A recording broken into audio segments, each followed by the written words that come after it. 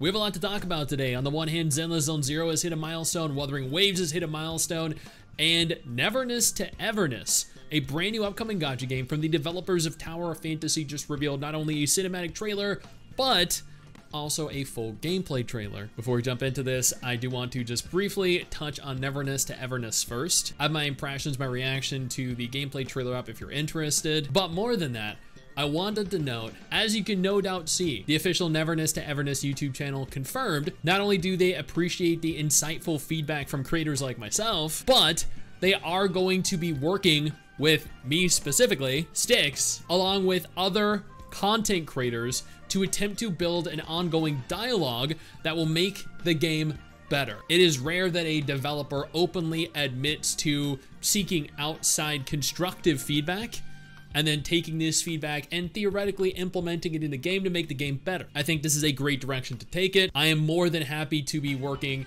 not directly with, but alongside the developers here to attempt to make Neverness to Everness better by providing feedback from you guys and myself, telling them what they need to do, what they're doing wrong, and trying to guide them in the right direction to produce a game that we can all enjoy. I have active communication with them open on Discord. I'll be covering Neverness to Everness periodically on the channel as more information is made available, just like I have in Wuwa, Zenless, Azure Promelia, Arknight's Enfield, and I genuinely and wholeheartedly look forward to what this game can potentially achieve, which could realistically be greatness, as long as they don't fall into the trappings that Tower of Fantasy fell into. Now let's talk Zenless. Zenless Zone Zero has officially surpassed $50 million in 11 days. This is a monolithic achievement for them. This was quite a bit under Honkai Star Rail. This was even further below Genshin Impact, but that by no means means this is any less of an achievement. $50 million is still above Wuthering Waves. $50 million in 11 days means that it's potentially going to hit $100 million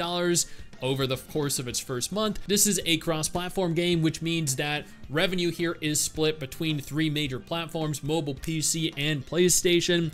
So if it made 50 million on mobile, that means it could very well have made 50 million on PC and potentially 50 million on console. At a minimum here, we're looking at $100 million earned in its first 11 days across all 3 platforms combined. We're looking at a potential $200 million opening month. They did state that it had a very big start, but much like Wuthering Waves, the revenue started to decline rather rapidly.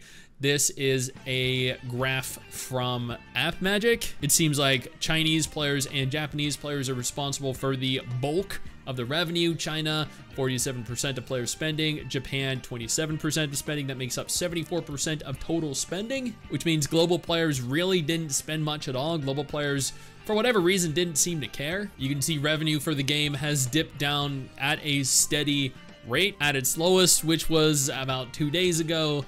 3 days ago, as opposed to the video. This was at roughly $3 million. Genshin Impact apparently hit $90 million from player spending in its first 11 days. Honkai Star Rail had $108 million in its first 11 days, so $52 million is definitely less than half of what Star Rail generated, and it looks like this is not going to go on to accumulate the same kind of revenue as Honkai Star Rail or Genshin Impact. Probably end up falling quite significantly below both, although that by no means means that this is any less of a significant achievement for Zenless. I think this is a monolithic achievement. Now, speaking about Wuthering Waves, because I know a lot of you guys are interested in Wuthering Waves, and a lot of people thought Wuthering Waves was going to fail. Wuthering Waves sales passed $100 million in under 2 months. That is absolutely crazy, given this is mobile revenue only. As I noted with Zenless Zone Zero, the revenue between mobile, PC, and potentially PS5 is going to be split right down the middle. There is no PlayStation release for Wuthering Waves right now, but that doesn't mean it's not happening. I have a video on Wuthering Waves PlayStation China Joy event participation on July 26th through July 29th. Before we talk about anything else, I want to take a moment to thank my incredible patrons over on Patreon and my YouTube channel members who allow for me to continue to do dedicated videos like this every single day. You guys are phenomenal, and I can't thank you all enough for the support. Now let's keep going. A lot of people claim that Wuthering Waves makes at least double what mobile makes, which would set this at 200 million. To get a rough gauge here of the split between PC and mobile players, I decided to make a community post just 2 weeks ago asking players what platform they played Wuthering Waves on. Almost 70% of our viewers, of my viewers, stated that they played on PC. That was 70% of over 12,000 people. This could mean that potentially there is an even greater split than 50%, which means that the revenue could be even higher than 200 million. It could be 250 million. Regardless, these numbers are absolutely incredible. Again, these numbers are from AppMagic. The article states, players in Japan have contributed 23% of the mobile earnings thus far. Wuthering Waves has surpassed 100 million in mobile gross revenue across Apple's App Store and the Google Play Store, according to AppMagic. Major milestone has been achieved in under 2 months since the game's official launch on May 22nd, with a fairly even revenue split across its biggest regions. So far, Wuthering Waves has found the most financial success in Japan, accounting for 23% of its mobile earnings. In close second, players in China have contributed 22% of its mobile revenue, South Korean players 17%. The US market has contributed 17% too. So China was actually much lower just a month ago. So it's interesting to see that China has picked up, which means they're happier, I guess, with how Wuthering Waves is being handled right now. According to AppMagic, Wuthering Waves generated almost $60 million in June alone. With the effectiveness of its new gacha banners apparent on a daily revenue level, a sudden surge on June 6th saw the game earn $5.5 million on mobile, currently the game's most lucrative day on the platform, coinciding with the new gacha banner featuring Yinlin. That 100% makes sense. We all wanted Yinlin. I think the game would have made significantly more if Yinlin was available at launch rather than Gion. The next spike occurred on June 28th, coinciding with the version 1.1 update and another new gacha banner featuring Jinza. That day, revenue reached 4.4 million. It actually made almost, so wait, Jinza made almost as much as Yinlin on her day of release. Dude, can you imagine how much Chong-Li is gonna make if Jinza made 4.4 million? That's crazy. Holy crap, oh my god. Wow, okay. That is impressive.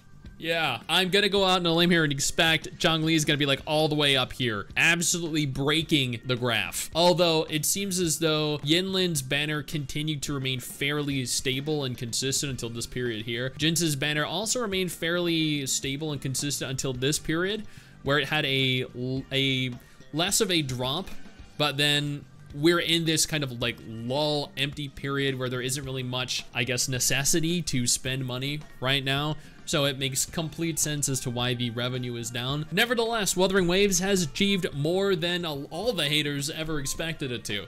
They said the game was gonna fail. They said the game wasn't gonna make $100 million. They said the game wasn't gonna live past its first month. But clearly, Wuwa and Kuro are continuing to prove everyone wrong, and they are still going strong. We're gonna see when Chong-Li releases if this continues or doesn't.